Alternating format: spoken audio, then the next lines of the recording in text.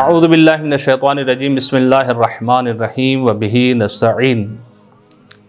پروردگار عالم سورہ بقرہ کی ابتدائی آیات میں متقین کی نشانیوں کو ذکر کر رہا ہے، اور آخری نشانی پروردگار عالم متقین کے بیان کر رہا ہے، وبالآخرۃ ھم یوقنون، کہ متقی وہ ہیں کہ جن کا آخرت پر ایقان ہے، یقین ہے۔ یقیناً انسان اس دنیا میں ہمیشہ رہنے کے لیے نہیں آیا، انسان کو اس دنیا سے جانا ہے۔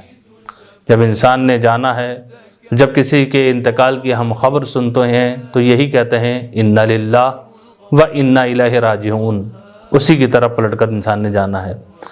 جب انسان نے جانا ہے تو اب انسان کیا کام انجام دے کہ انسان کی زندگی جو ہے وہ کامیابی کی طرف ہو، اور انسان کو وہاں پر عیش و آرام اور سکون اور اطمینان اور جنت کی نہریں، میوجات جنت وغیرہ ملیں۔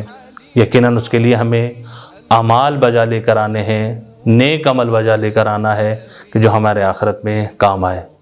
اس لیے روایت میں ہے کہ پیغمبر فرماتے ہیں الدنیا مزرعۃ الآخرہ، کہ دنیا آخرت کی کھیتی ہے، جو کریں گے وہی پائیں گے۔ اگر ہم نے یہاں پہ اچھے کام کیے تو وہاں پہ اچھی چیزیں ملیں گی، اگر برے کام کیے تو وہاں پر ہمیں سزا ملے گی۔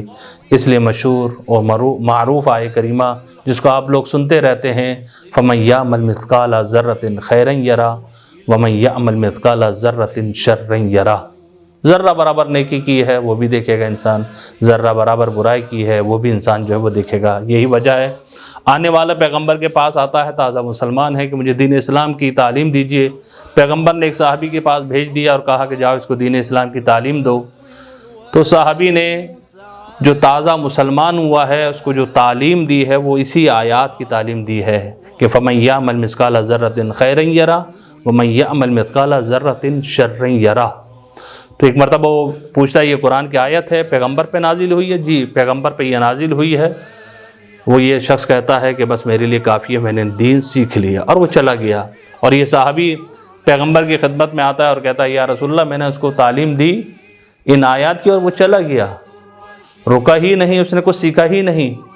اللہ کے حبیب نے کہا کہ وہ شخص فقیہ ہی اس دنیا سے چلا گیا ہے، یعنی سمجھ گیا کہ انسان جو کچھ بھی اس دنیا میں کرے گا آخرت میں اس کو اس کی جزا اور پاداش ملے گی۔ انما تجزون بما کنتم تعملون، کہ انسان کو جو جزا دی جائے گی اس چیز کی جزا دی جائے گی جو انسان نے فعل انجام دیا ہے، کام انجام دیا ہے۔